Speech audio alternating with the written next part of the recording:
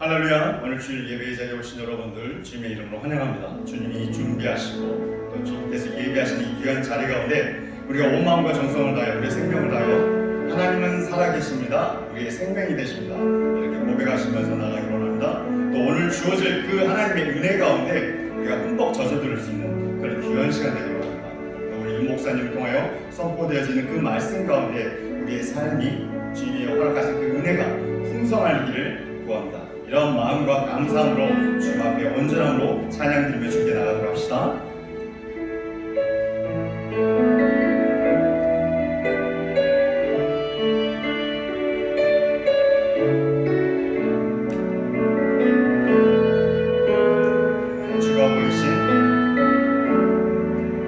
주가 보이신 생명의 길, 나 주님과 함께 사랑 마음을 들이며 주님 앞에 나아가리. 나의 의로움이 되신 주, 그 이름 예수, 나의 길이 되신 이 이름 예수. 우리 처음부터 다시 한번 주가 보이신 생명의 길, 나 주님과 함께 상한 마음을 들이며 주님 앞에 나가리. 나의 의로움이 되신 주, 그 이름 예수, 나의 길이 되신 이 이름 예수. 나의 길 오직 그가 아시나니, 나를 단련하신 후에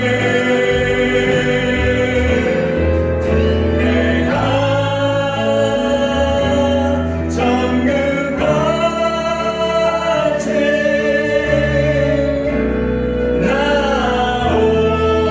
나오리라. 우리 처음부터 다시 한번 주가 보이신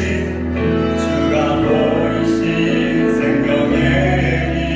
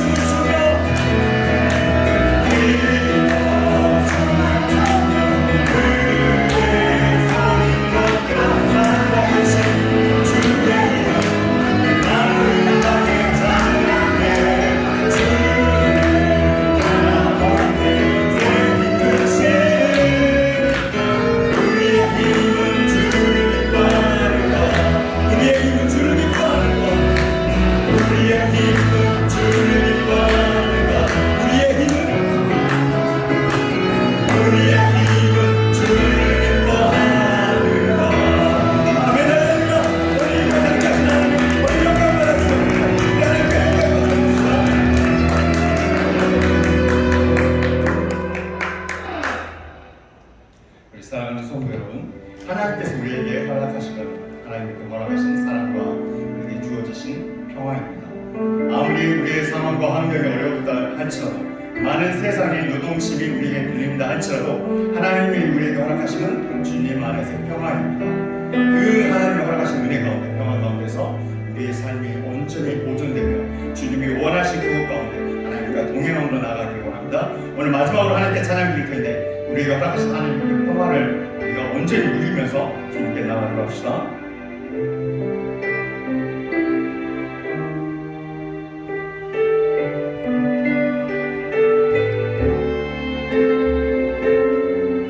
내 영혼에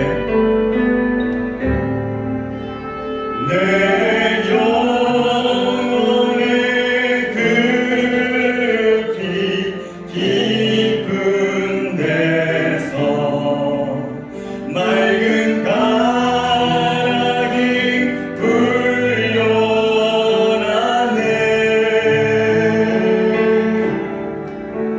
하늘 폭초가 언제나 흘러나오네.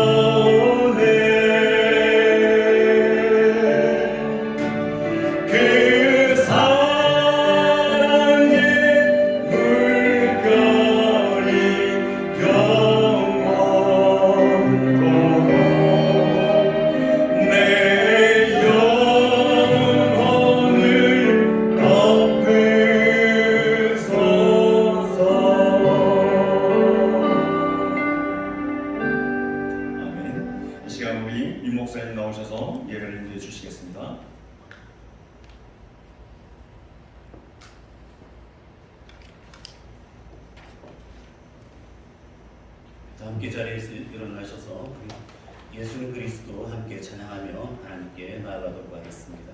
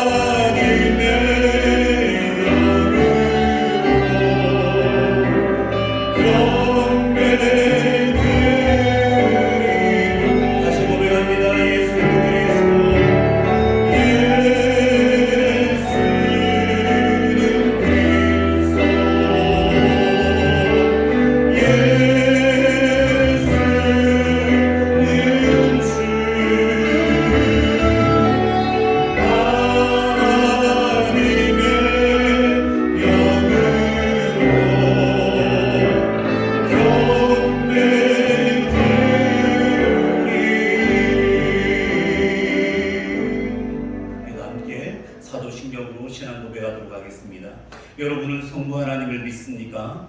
예, 나는 전능하신 아버지 하나님, 천지의 창조주를 믿습니다. 여러분은 성자 하나님을 믿습니까?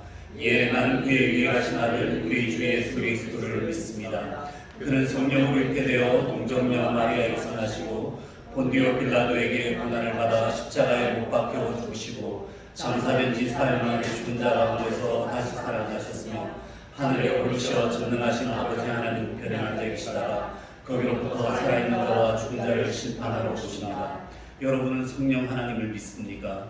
예, 나는 성령을 믿으며 거룩한 공교회와 성도의 교제와 죄를 용서받는 것과 몸의 부활과 영생을 믿습니다. 아멘. 모두 자리에 앉아서 찬송가 35장 3절 함께 찬양드리겠습니다.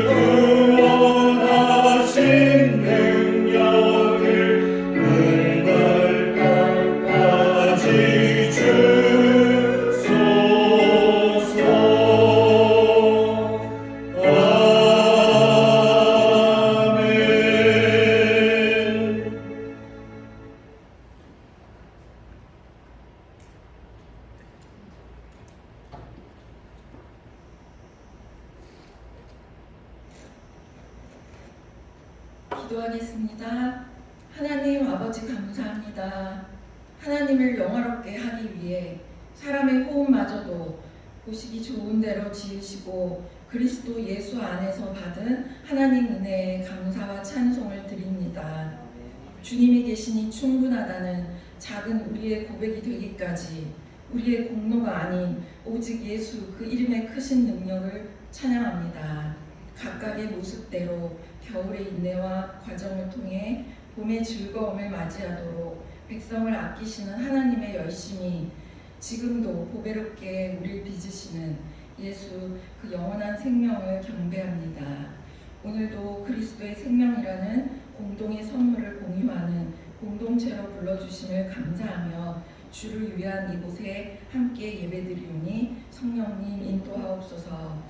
오래 참으시는 하나님 계획 안에 보내받은 우리가 약속과 경고 사이에 곁길로 갈 때와 성난 파도 같은 육신의 생각되어 하루면 시들을 박넝쿨에 일일비하는 모습들을 다 아시는 주님께 다만 긍휼을 구합니다. 주 보혈로 정케 해주시길 의지합니다. 세상을 대할 때 혈과 육으로 대하지 않게 간섭하시고 하나님의 자비하신 큰 그림 안에 감당하고 쓰임받는 성도요 교회요 사역자 되길 원합니다. 팬데믹을 보내며 병약한 이웃들을 안수하여 주시고 이곳 이웃들 생업의 현장을 힘있게 하시며 적은 떡과 물고기로 드리는 삶을 도우시고 은혜의 잠이 넘치게 하옵소서. 부모와 자녀들이 일상을 인격적으로 나누며 3대 신앙 계승과 4대 비전이 몸된 교회를 통해 계속 흘러가고 확장되게 굳게 세워 주옵소서. 전쟁과 분쟁, 양분화된 나라 감정, 민족 간의 갈등이 주가 지으신 많은 생명을 향한 지상 명령보다 클 수 없음을 기억하며 우리의 시선이 도피한 자들과 이방인들의 하나님을 수용하게 하소서. 열방의 하나님 방법으로 문 나라와 성으로 보낼 귀한 자원을 세워가시며 삼위 하나님의 온전하심 속에 무익한 파수꾼들의 기도와 역할을 도우시고 동참의 기쁨과 아버지의 뜻을 시대 속에 선하게 이루어 가실 일을 중보합니다. 월요일부터 있을 청년 단일 기도회에 자녀들에게 은혜 주시옵고 성경 일독에 참여하는 모두가 완주하길 바랍니다. 한국 방문 중이신 담임 목사님 내외분과 그 가정에 은혜 베풀어 주시옵고 흑된 일정과 회복에 영육되게 하소서. 협력하시는 윤 목사님과 김 전도사님에게 강건함과 영적인 은혜를 부어 주시옵고 때를 따라 도우심 받는 귀한 각 가정 되게 해 주소서. 말씀 전하실 윤 목사님에게 성령의 충만함과 지혜 입혀 주시옵고 수종드는 모두를 기억하여 주소서. 이 모든 걸 감사드리며 살아계신 예수님의 이름으로 기도드립니다. 아멘.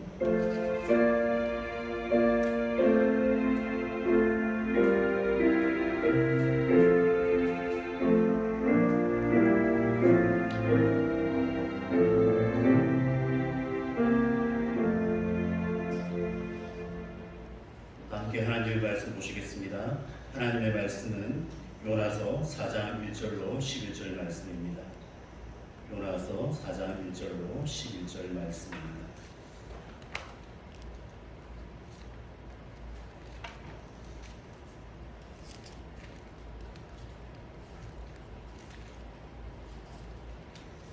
다 찾으셨으면 함께 합독하도록 하겠습니다.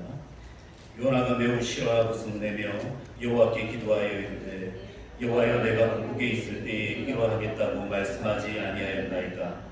그러므로 내가 빨리 다시스로 도망하였사오니 주께서는 은혜로우시며 자비로우시며 노하기를 더디 하시며 이래 갚으시사 뜻을 돌이켜 재앙을 내리지 아니하시는 하나님이신 줄을 내가 알았습니다. 여호와여 원하건대 이제 내 생명을 거두어 가소서. 사는 것보다 죽는 것이 내게 나음이니이다 하니 여호와께서 이르시되 내가 성내는 것이 옳으냐 하시니라. 요나가 성읍에서 나가서 그 성읍 동쪽에 앉아 거기서 자기를 위하여 초막을 짓고 그 성읍에 무슨 일이 일어났는가를 보려고 그 그늘 아래에 앉았더라. 하나님 여호와께서 강릉불을 예비하사 요나를 가리게 하셨으니 이는 그의 머리를 위하여 그늘이 지게 하며 그의 괴로움을 면하게 하려 하심이었더라. 요나가 강릉불로 말미암아 크게 기뻐하였더니 하나님이 벌레를 예비하사 이튿날 새벽에 그 강릉불을 갉아먹게 하시매 시드니라. 해가 뜰 때에 하나님이 뜨거운 동풍을 예비하셨고 해는 요나의 머리에 주임에 요나가 혼미하여 스스로 죽기를 구하여 이르되 사는 것보다 죽는 것이 내게 나으니이다 하니라. 하나님이 요나에게 이르시되 내가 이 강릉불로 말미암아 성내는 것이 어찌 옳으냐 하시니 그가 대답하되 내가 성내어 죽기까지 할지라도 옳으니이다 하니라. 여호와께서 이르시되 내가 수고도 아니하였고 재배도 아니하였고 하룻밤에 났다가 하룻밤에 말라버린 이 강릉불을 바뀌었거든. 하물며 이 큰 성읍 니느웨에는 좌우를 분별하지 못하는 자가 12만여 명이요 가축도 많이 있나니 내가 어찌 아끼지 아니하겠느냐 하시니라. 아멘. 이 시간엔 우리 남녀 온성 중창으로 하나님께 찬양을 올려드리도록 하겠습니다.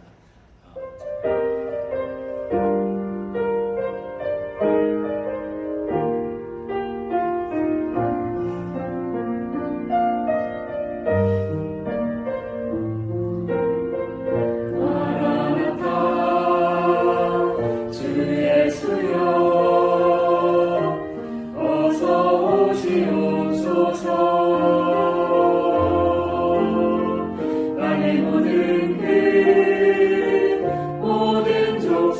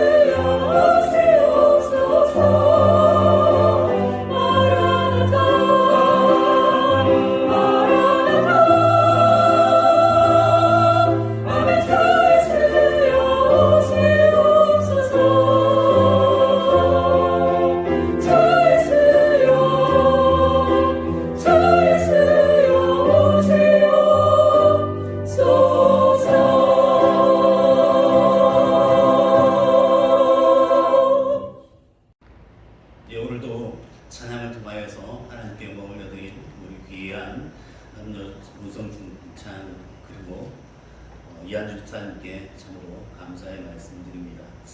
오늘 말씀은 요나서 말씀입니다. 우리가 인생을 살아가면서 불가능한 일이 참 많죠. 근데 이 불가능을 가능으로도 바꿀 수가 있습니다. 어떤 게 불가능할까요? 예를 들어서 이런 것이 있죠. 수백 미터 높이에서 아무 장비 없이 바닥으로 뛰어내린다든지, 아니면 물속에 아무 장비 없이 들어가서 10분 이상 이렇게 숨을 참는다든지, 아니면 혹은 하늘을 아무 장비 없이 날아다닌다든지, 이것은 불가능한 일입니다. 하지만 이것을 가능하게 하는 것도 있지요. 우리가 맨몸으로는 할 수 없지만 만약에 하늘을 날고 싶으면 비행기를 타면 됩니다. 그리고 높은 곳에서 뛰어내릴 때는 낙하산을 사용할 수도 있겠지요. 그리고 물속에는 산소통을 메고 들어가서 이렇게 숨을 참으며 숨을 쉬며 이렇게 물속을 유영을 할 수가 있다고 하는 것입니다. 혹은 아예 잠수함을 타고 들어가서 그렇게 지낼 수도 있겠지요. 이 모든 것들이 참으로 인간의 삶에 있어서 편리하면서도 불가능을 가능하게 해주는 그러한 도구요, 그러한 요소라고 하는 것입니다. 하지만 우리 인간이 할 수 없는 것, 도저히 이것은 가능하지 않다라고 하는 것이 몇 가지가 있을 수 있는데, 제 개인적으로 가장 힘든 것은 다른 사람을 용서하는 것이라고 하는 것입니다. 나에게 너무나도 큰 상처를 주고 내 인생에 변화를 가져왔고, 혹은 내가 가는 방향에 있어서 모든 길을 방해를 하는 그런 사람이 있죠.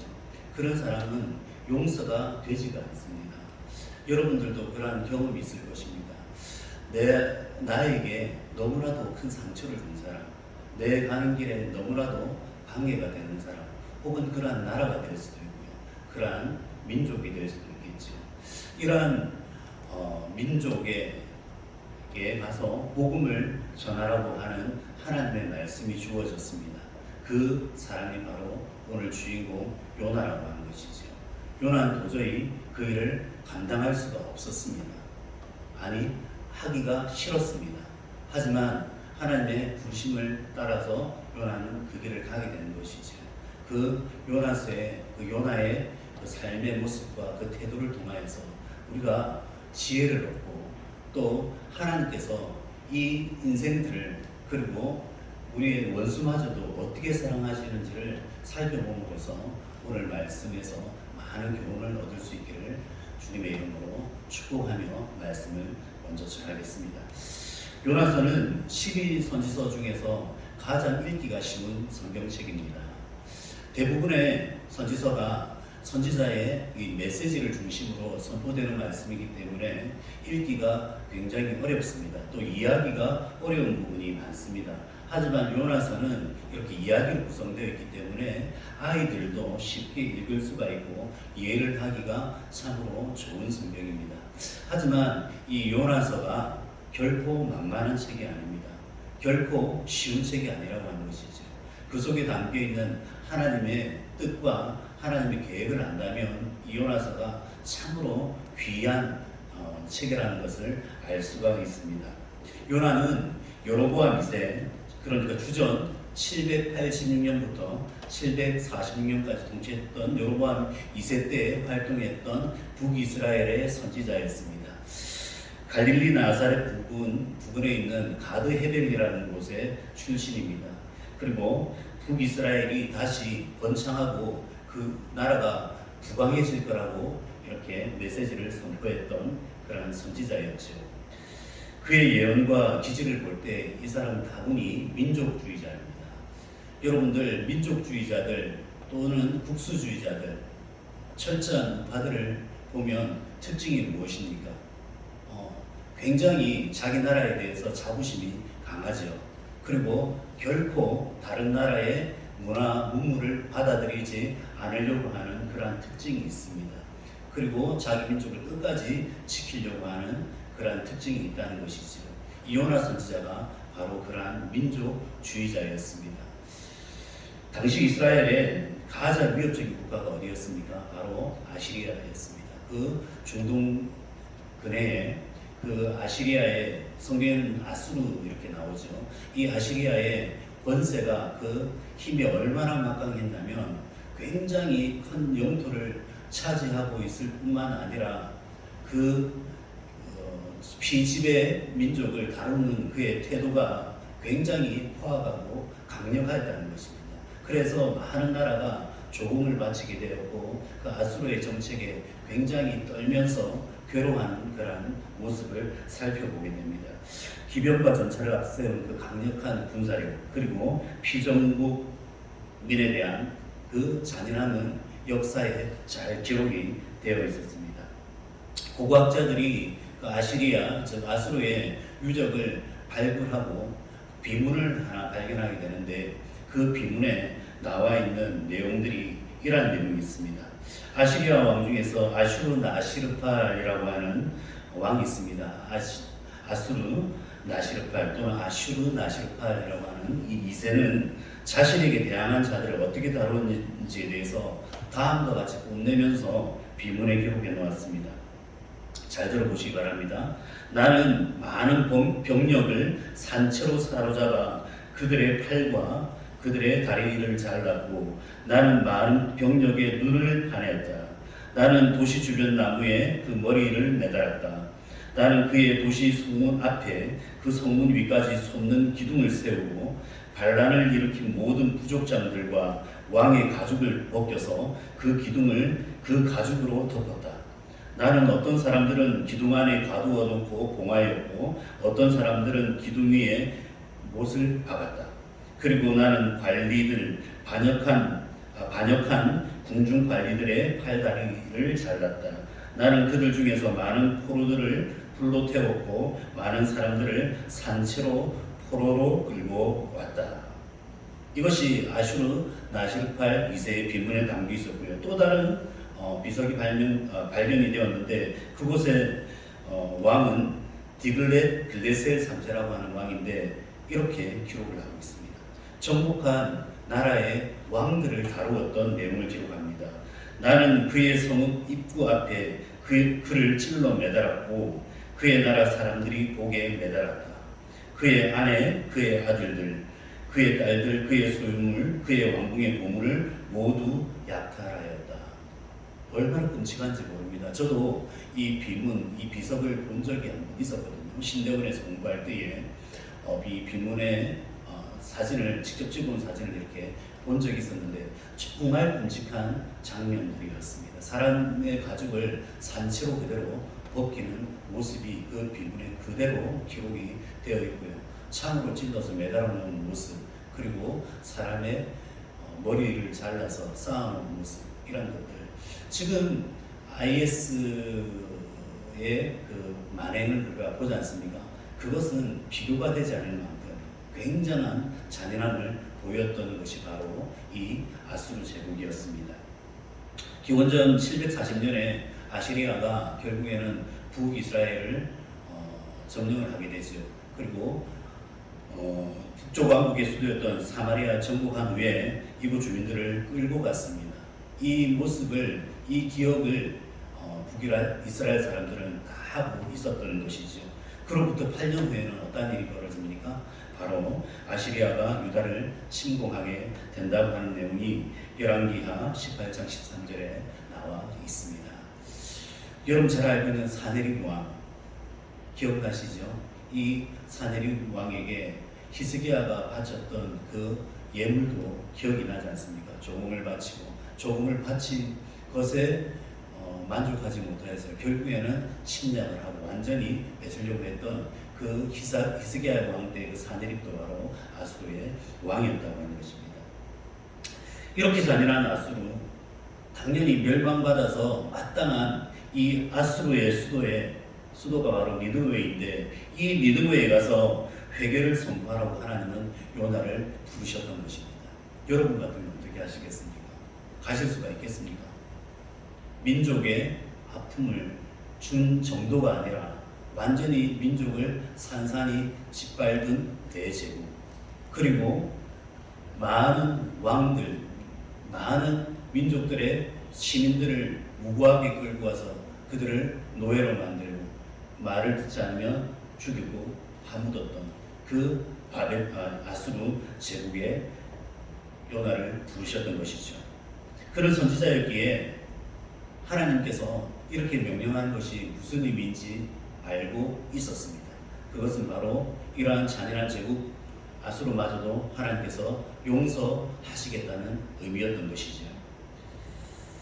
이를 요나가 도무지 받아들일 수가 없었습니다. 선지자임에도 불구하고 그는 어디로 떠납니까? 니느웨가 아닌 다시스로 가는 배를 타기 위하여서 요바로 향하였습니다. 다시스와 이 니느웨의 거리가 얼마 정도 될 것 같습니까? 지도를 한번 보시죠. 예루살렘이 오른쪽 하단에 이렇게 나와 있습니다. 그리고 니느웨가 위쪽에 북동쪽에 있죠. 다시스가 어디입니까? 스페인입니다. 지금의 스페인. 세상 끝이지. 세상 끝까지 내가 간다 할지라도 하나님 절대로 저는 저 민족을 용서할 수 없습니다. 이것이 바로 선지자 요나의 모습이었던 것이죠. 일반적으로 학자들은 요나가 니느웨를 가기를 두려워했던 이유가 바로 이런 것이라고. 하나님께서 이 니느웨 백성들이 혹시나 회개를 하여서 용서받을까봐 그게 너무 싫고 두려웠다는 것입니다.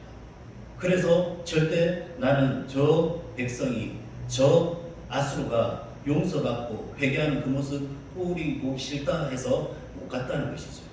그리고 또 다른 학자는 그렇게 이야기합니다.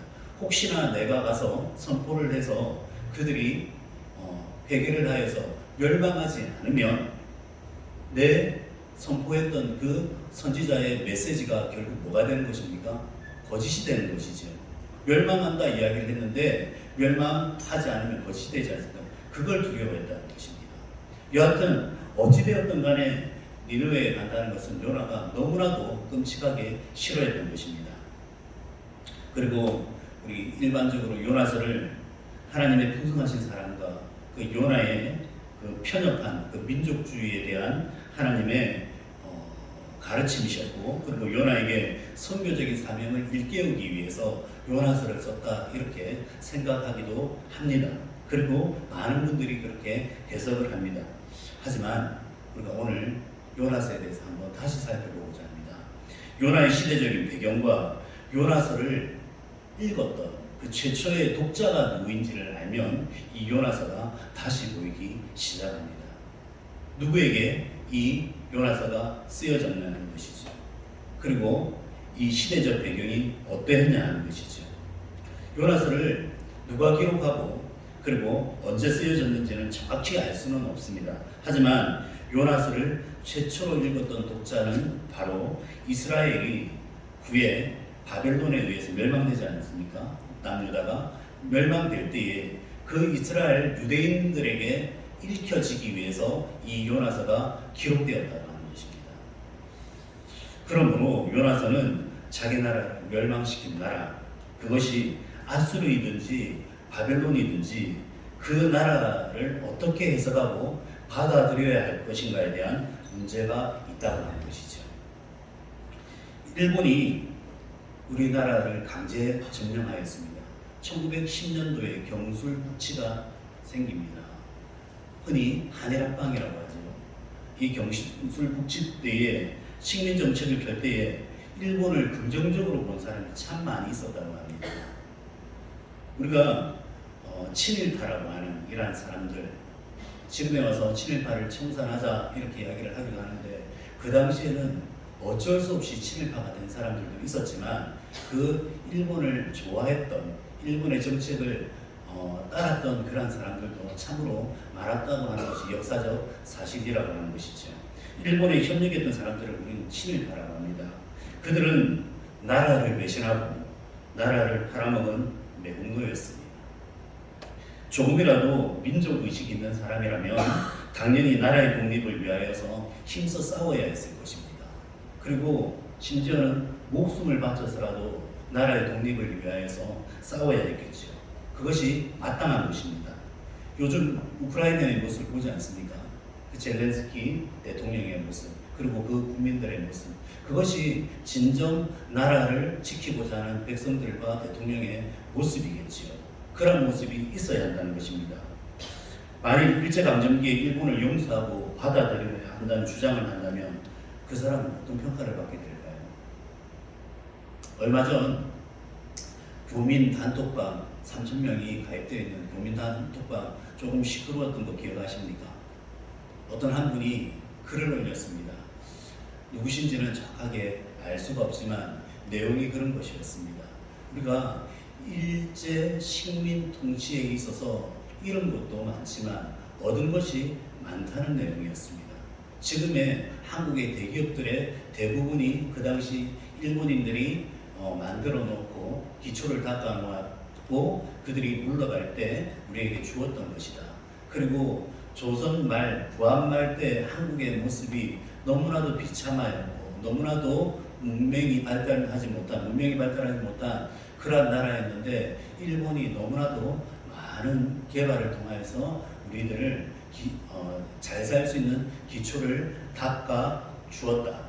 이런 이야기의 내용이었습니다. 그래서 역사를 왜곡되게 한쪽 면만 바라보지 말고 다른 면도 바라보면서 우리가 그 과거를 잊지 말고 그 과거에 매몰되어서 우리가 너무 이렇게 피해의식을 가지고 살지 말자. 그리고 우리 후손들에게 좋은 그런 대한민국을 물려줄 수 있도록 이제는 우리가 의식을 바꿔야 된다. 그런 내용이었습니다. 여러분 어떻게 생각하십니까? 많은 사람이 당연히 반발이 일어났습니다. 그 단톡방이 조금 시끄러웠습니다. 어떻게 이런 말을 할 수 있냐? 완전 친일파다. 어쩌면 일본 사람이다. 이러한 말을 할 수 있다는 것이 이해가 되지 않는다. 어떤 사람은 심지어 욕설까지 퍼붓게 되지요. 여러분은 어떻게 생각하십니까? 이분이 간과하고 있는 것이 있습니다. 그것이 무엇입니까? 우리에게 경제적인 그러한 부흥을 가져주는 기초는 주었는지 모릅니다. 그리고 또 그러한 사실이 맞을 수도 있습니다. 하지만 일본이 독일과 다른 점이 한 가지가 있습니다. 여러분 잘 알다시피 독일은 지금까지도 수장들이 혹은 그 나라의 지도자들이 그 홀로코스트, 즉 나치에 의해서 피해받은 사람 위령비 앞에 또는 그 무덤 앞에 가서 그들은 사죄를 합니다. 그리고 그 사람들을 도와주지요. 1970년도에 독일의 총리가 수상이 폴란드를 방문하게 됩니다. 폴란드가 가장 나치 때 피해를 많이 입었거든요. 폴란드에 방문했을 적에 그 총리가 어떻게 하냐면요, 무릎을 꿇는 일이 벌어졌습니다. 위령지 앞에서 두 손을 모으고 한참을 참회를 하고 죄송하다고 이야기를 합니다. 그리고 털썩 무릎을 꿇고 그 위령지 앞에서 비는 것입니다. 지금까지 1950년 이후에 독일이 그 나치의 피해를 입은 사람들에게 보상한 금액이 500억 달러라고 합니다. 한번 하나로 계산해 보십시오. 그 돈이 얼마 정도 되는지. 100억 달러가 얼마죠? 1억 달러가 얼마죠? 한국 돈은 1200억이지 않습니까? 그러면 10억이면 1조 2천억, 100억이면 12조. 거기다가 5를 곱하니까 60조입니다. 60조라는 돈을 나치에 의해서 피해를 입은 그 나라를 위해서 쓴다는 것이죠. 그리고 매달 지금 생존해 계신 분들에게 500유로의 돈을 준다고 하는 것입니다. 연금으로. 그러한 철저한 자기 반성과 자기 참회가 있는 민족이 독일이기 때문에 북유럽 사람들이 인정을 한다는 것이죠. 그리고 용서를 할 수 있다고 하는 것입니다. 하지만 일본은 대부분 총리, 수상이 와서 하는 이야기가 무엇입니까? 대부분 유감이다 이렇게 이야기를 합니다. 어느 정도 보상을 우리가 해주지 않았느냐 하는 것입니다. 철저한 자기 참회와 반성이 없죠. 강대국으로서 그럴 수 있지 않았느냐 하는 것입니다. 그것이 일본의 태도라고 하는 것이죠. 그런데 일본만 그럴까요? 과연 일본만 그런 모습을 보이고 있는 것일까요? 저는 그렇지 않다고 생각합니다. 바로 일본의 모습이 우리의 모습일 수 있다고 하는 것이죠. 그 일본의 모습이 바로 요나의 모습이었다고 하는 것입니다. 어떻게 아수르가 그렇게 행동하고 그런 식민 정책을 펼쳤는데 그를 용서할 수 있단 말입니다. 하나님께 결국은 달려들듯이 그렇게 이야기를 하고 끊임없이 도망하는 요나의 모습을 볼 수가 있습니다. 1장 3절 말씀 한번 보겠습니다. 니느웨로 가라고 하는 그 하나님의 명령을 따라 다시스로 가는 배를 타는 요나의 모습입니다. 다 함께 읽어보겠습니다. 그러나 요나가 여호와의 얼굴을 피하려고 일어나 다시스로 도망하려고 하여 요바로 내려갔더니 마침 다시스로 가는 배를 만난지라 여호와의 얼굴을 피하여 그들과 함께 다시스로 가려고 뱃사도 주고 배에 올랐더라. 완전히 반대 방향으로, 그것도 세상의 끝으로 가버리려고 하는 이 요나의 모습, 우리의 모습이지 않습니까? 하나님께서 성경에서 끊임없이 용서하라고 이야기하십니다. 원수를 사랑하라고 하십니다. 그런데 그게 쉽습니까? 되지 않습니다. 우리 힘으로는 결코 용서가 되지 않습니다. 그리고 끊임없이 피해버리는 것이죠. 안 보면 된다는 것입니다. 그리고 시간이 지나면 시간이 해결해 줄 것이라 생각을 하기도 합니다. 그쪽을 향해서 고개를 돌리지를 않습니다. 손을 내밀지를 않습니다. 오히려 반대 방향으로 가버리는 것이 우리의 모습이라고 하는 것이죠. 다시스로 향하는 배에서 폭풍으로 인한 풍랑으로 모두가 이제 죽게 되었습니다. 요나는 자신의 죄로 인해서 이 폭풍이 임했음을 알고 있었습니다. 그리고 자신을 바다에 던지라고 이야기를 합니다. 요나서 1장 12절입니다. 다 함께 읽어보겠습니다. 그가 대답하되 나를 바다에 던지라. 그리하면 바다가 너희를 위하여 잔잔할 것이라. 너희가 이 큰 폭풍을 만난 것이 나 때문인 줄을 내가 아노라 하니라. 무슨 이야기입니까? 나를 바다에 던지라. 죽어도 못 가겠다는 것입니다. 죽었으면 죽었지. 이 풍랑이는 바다에서 내가 빠져서 죽었으면 죽었지. 다시 나는 니느웨로 돌아갈 수가 없다. 나는 요바로 가서 니느웨로 갈 수가 없다는 것입니다. 죽기를 각오하고 자기는 용서를 할 수가 없다는 것이죠. 선지자입니다. 하나님의 말씀을 선포하고 하나님 회개 메시지를 전하는 사람입니다. 그런데도 요나는 이러한 모습을 보입니다.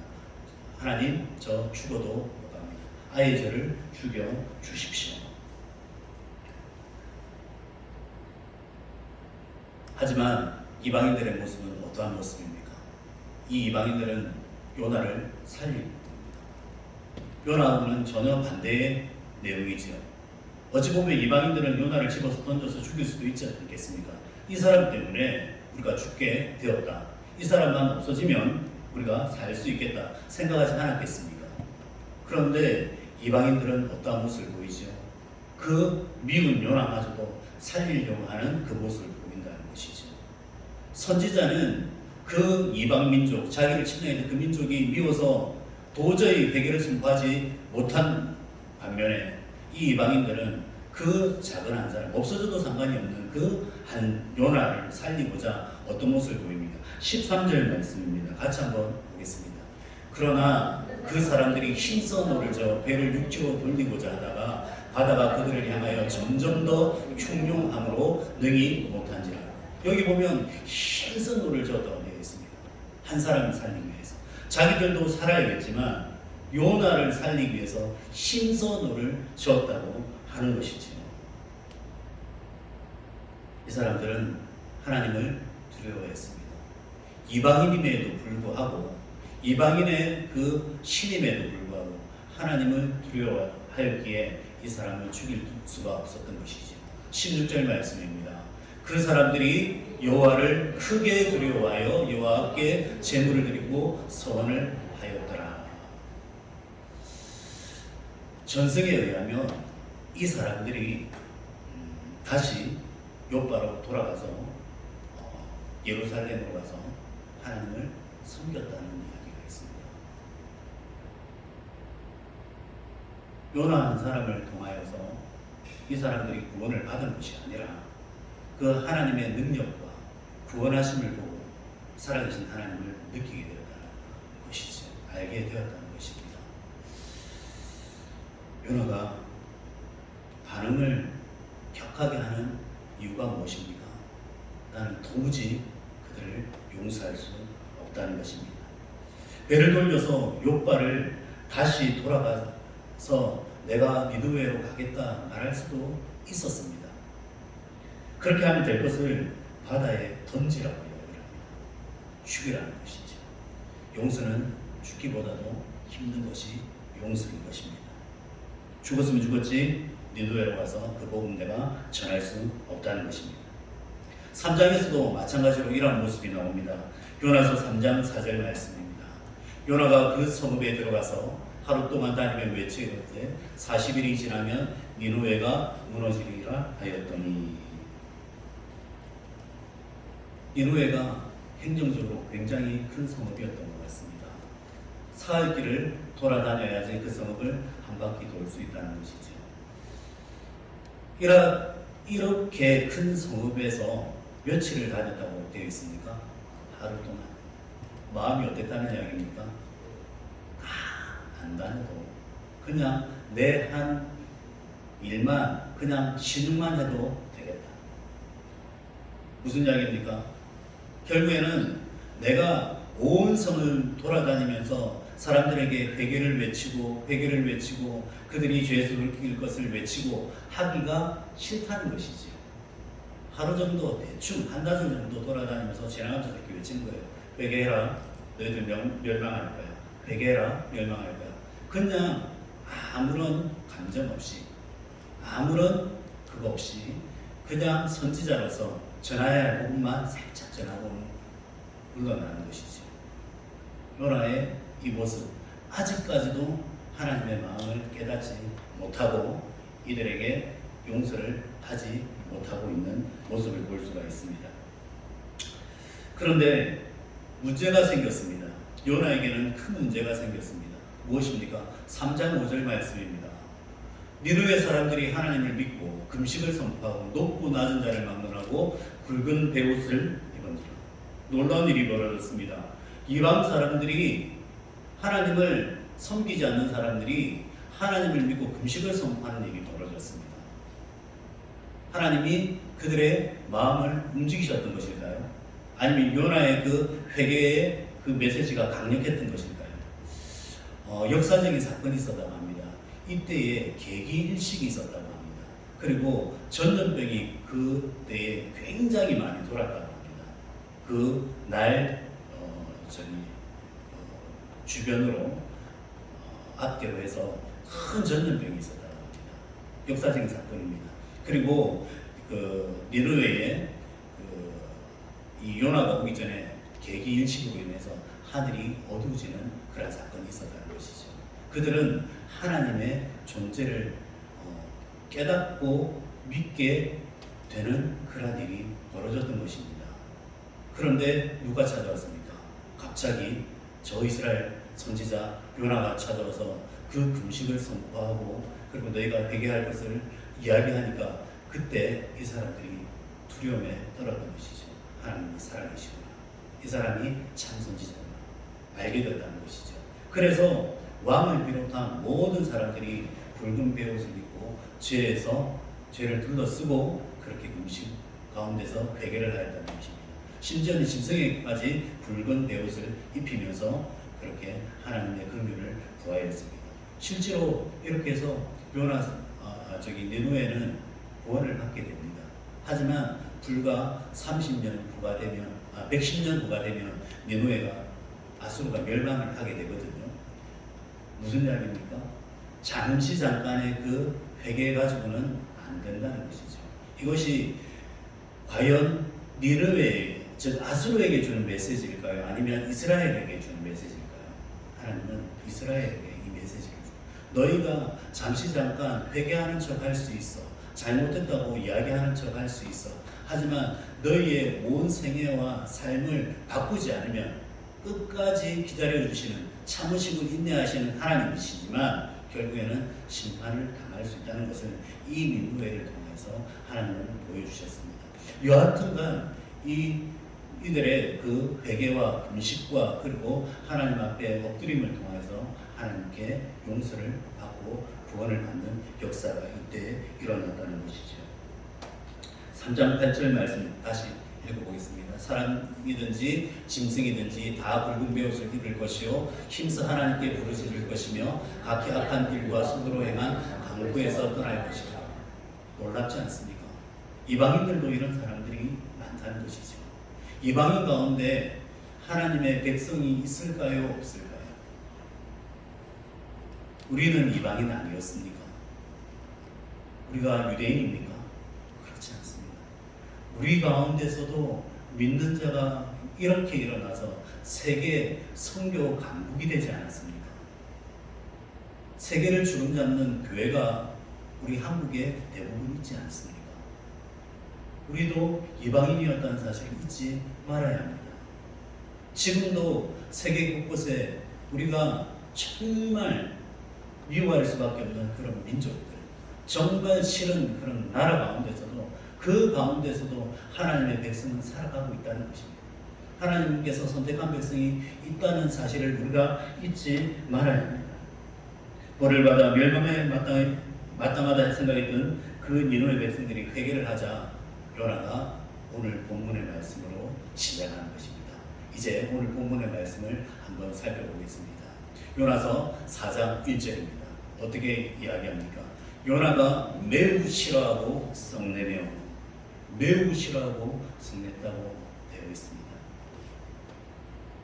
이러한 요나에게 하나님은 어떠한 교훈을 주십니까?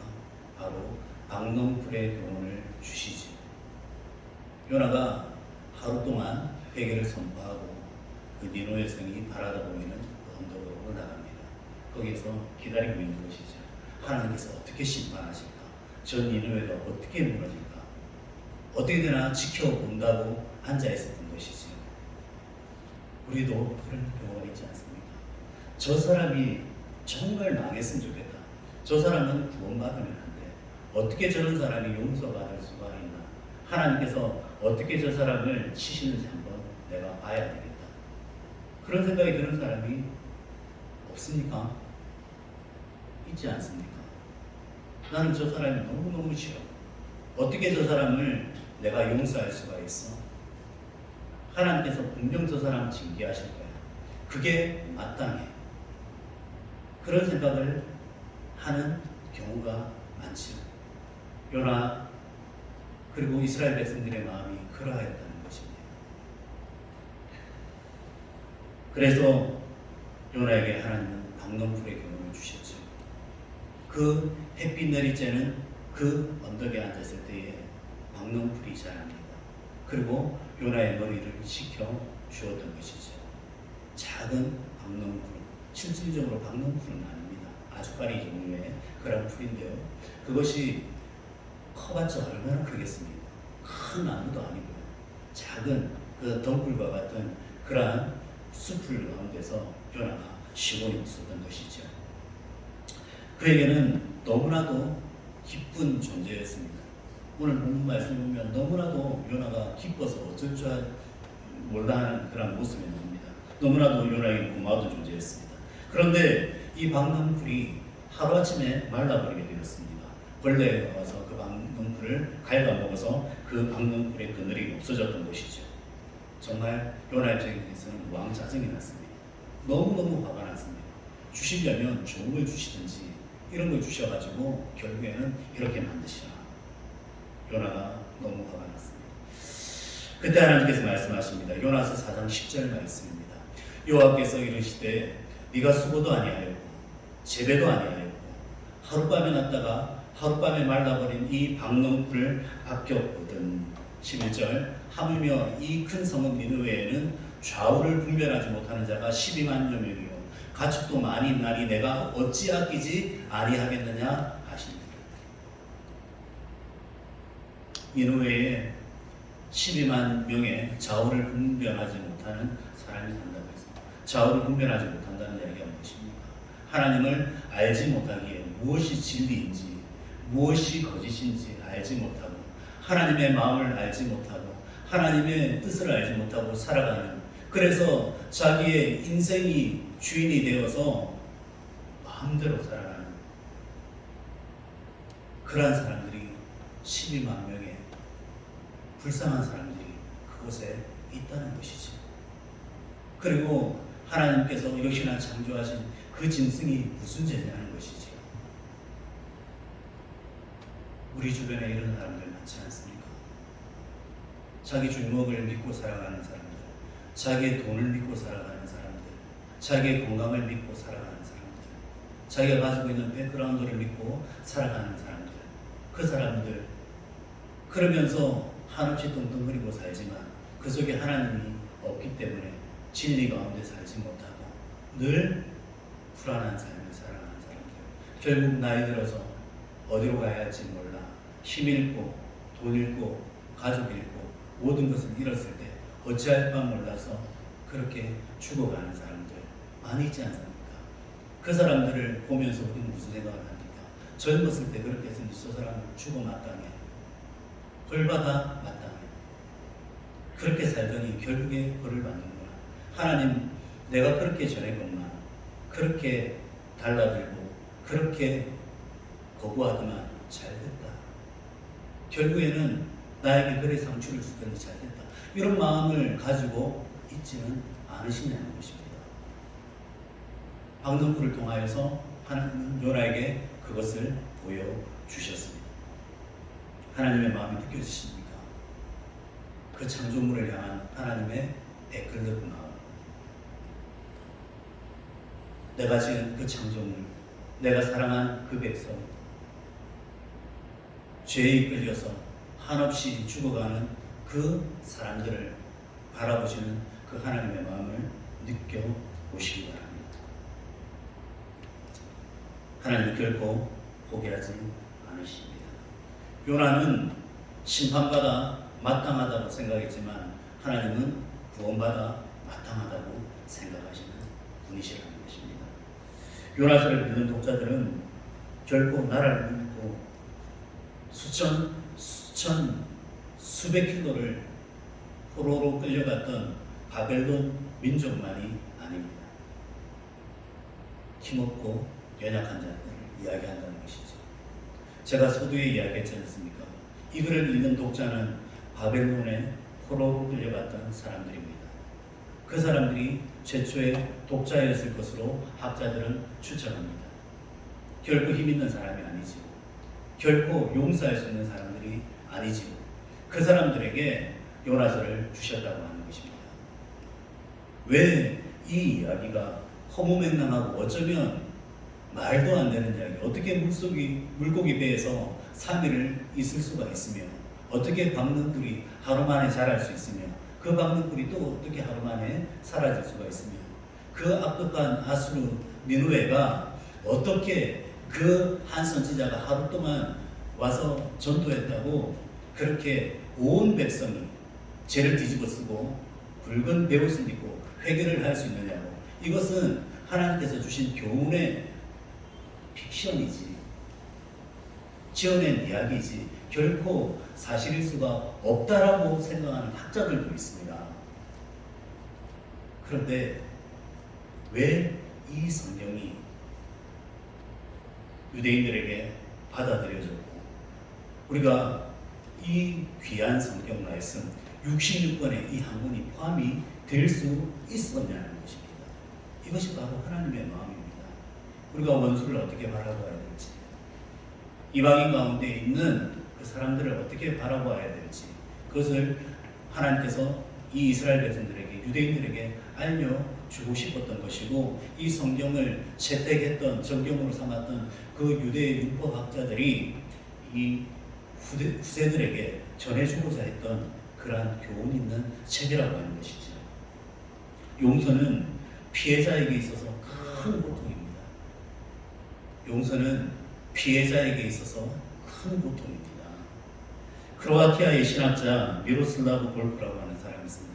이 볼프는 그의 책에서, 그의 책 배제와 포용이라고 하는 책에서 용서에 대해서 이렇게 말합니다. 용서한다는 것은 자기 권리가 침해당하는 고통을 받을 뿐만 아니라 엄격한 보상적 정의에 대한 정당한 요구를 억누른 것이다. 다시 읽겠습니다. 용서한다는 것은 자기 권리가 침해당하는 고통을 받을 뿐만 아니라 용서가 자기 권리가 침해당하는 고통을 수반한다는 것이죠.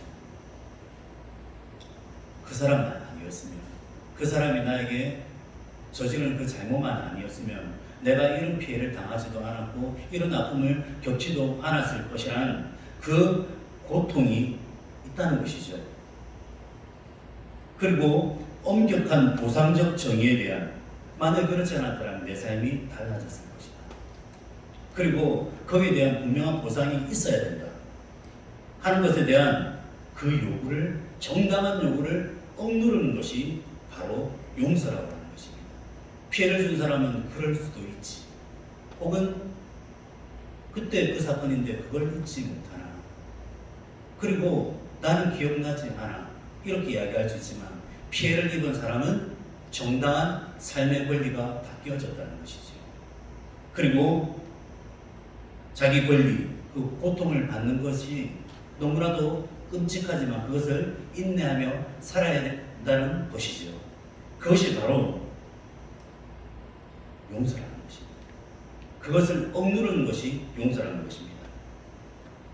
주님은 철저하게 가해자의 입장이 아니라 피해자의 입장에서 십자가를 지시고 고통을 받으시면서 용서의 도를 선포하셨습니다.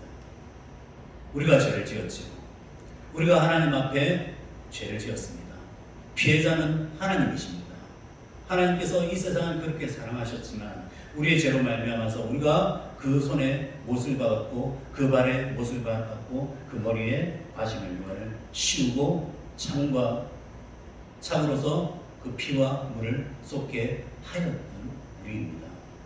그런데 그 예수님의 피해자 입장에서 우리들을 용서하시고 우리들을 사랑하셨다는 것입니다. 그러므로 예수님의 용서는 결코 값싼 용서가 아닙니다. 그저 예수 믿으면 모든 죄를 용서받고 천국에 갈 수 있다는 그런 값싼 은혜의 복음이 아니라는 것입니다. 용서하기 위해서 피해자는 피눈물을 흘려야 합니다. 용서하기 위해서 예수님은 십자가에 피눈물을 참으셨던 것입니다. 그것이 십자가의 도인 것이죠. 그러므로 진정한 용서는 오직 하나님의 은혜로만 가능하다는 것이죠. 우리의 힘으로는 용서가 되지 않습니다.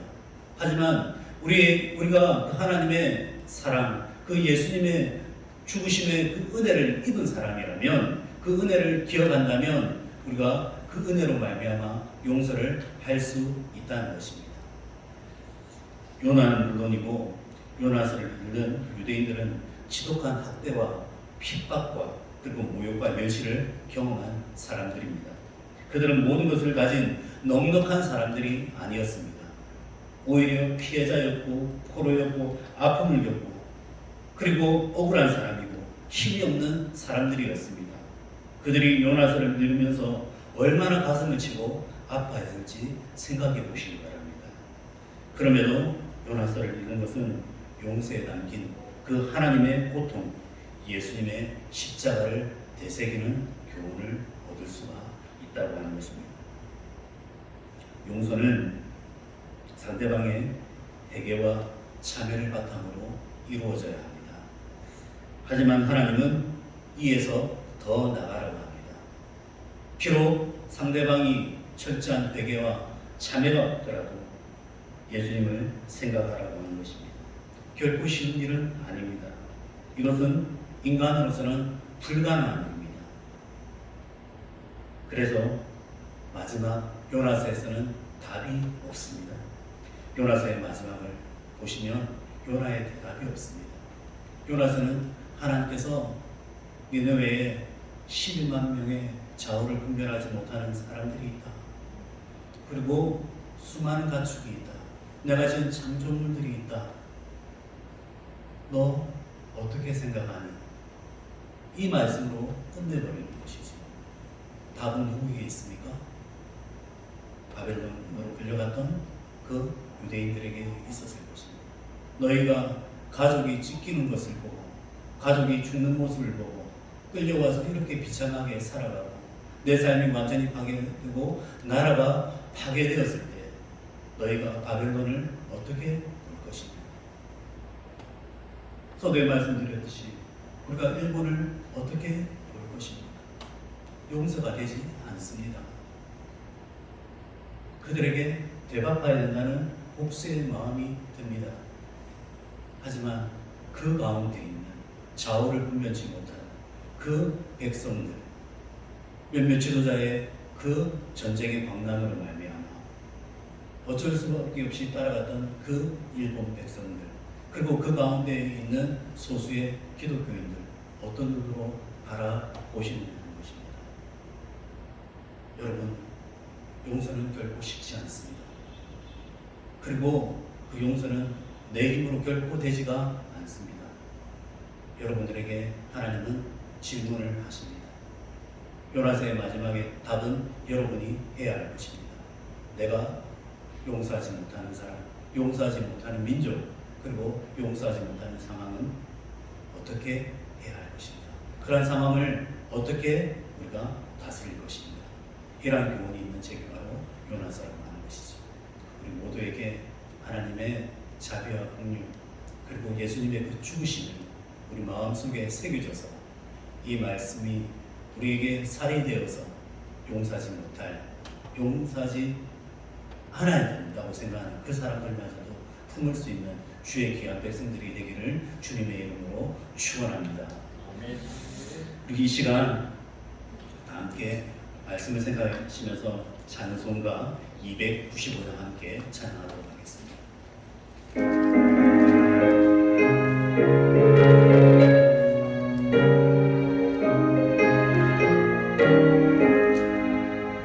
큰 죄에 빠진 나를 주 예수 건지사 그 넓은 품에 다시 품으신 은혜는 저 바다보다 깊고 저 하늘보다 높다.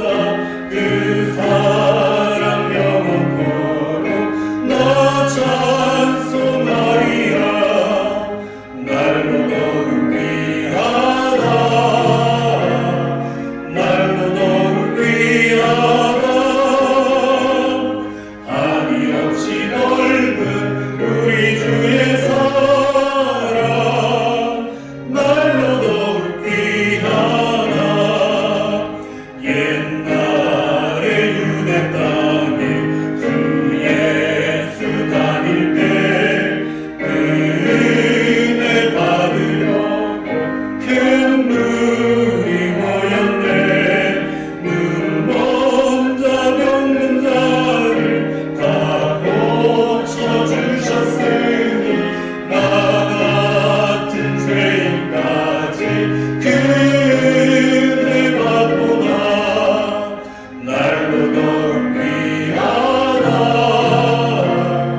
날로 더욱 귀하다. 한이 없이 넓은 우리 주의 사랑. 날로 더욱 귀하다.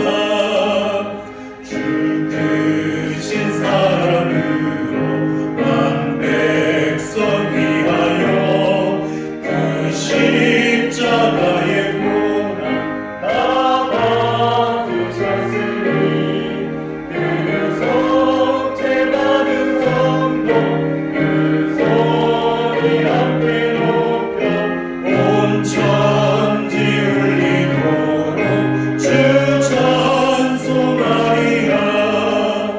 날로 더욱 귀하다. 날로 더욱 귀하다. 한이 없이 넓은 우리 주의 사랑. 날로 더욱 귀하다. 광고 말씀 전하겠습니다. 내일부터 25일부터죠. 금요일까지 5일간에 걸쳐서 청년 단일 기도회가 있습니다. 본당에서 함께 모여서 영상으로 함께 참여하도록 하겠습니다. 우리 다니엘 기도에 큰 은혜가 있지 않습니까? 이번에 특별히 준비해서 청년 다니엘 기도회를 일주일 동안 합니다.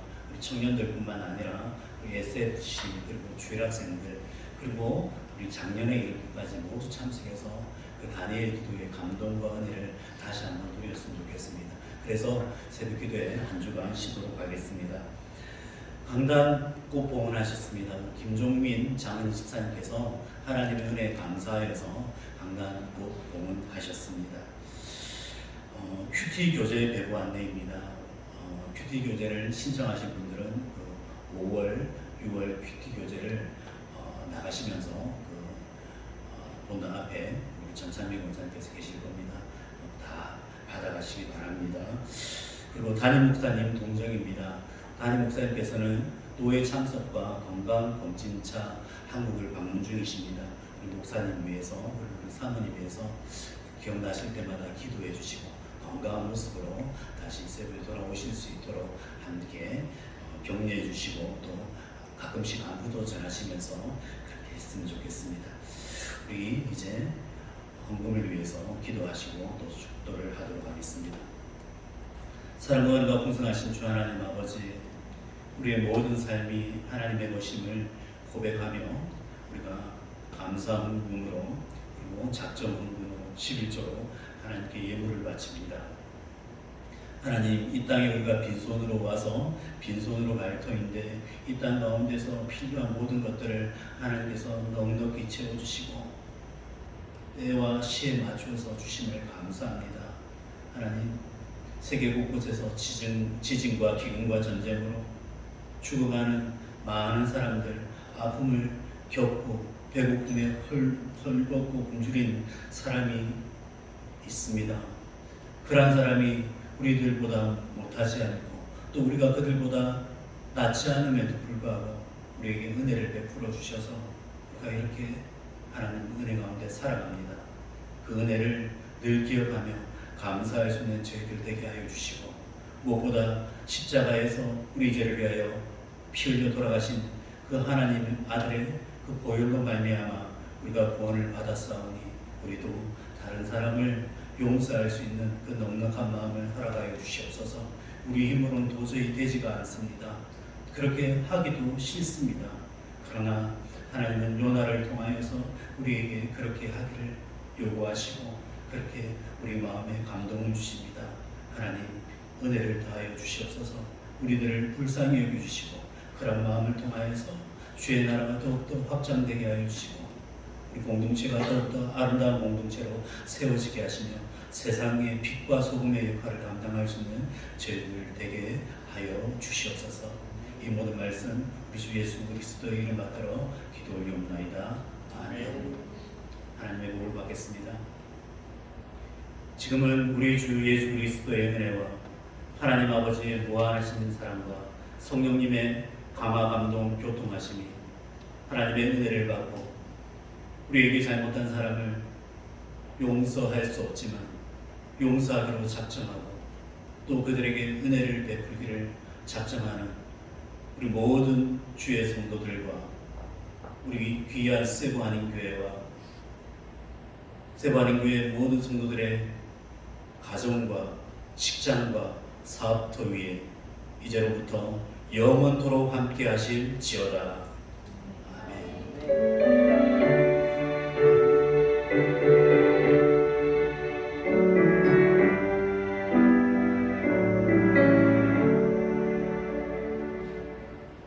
자, 우리 다 함께 일어나셔서 주의 영광 가득해 이곳에 가득 함께 찬양하며 예배를 마치도록 하겠습니다. 주의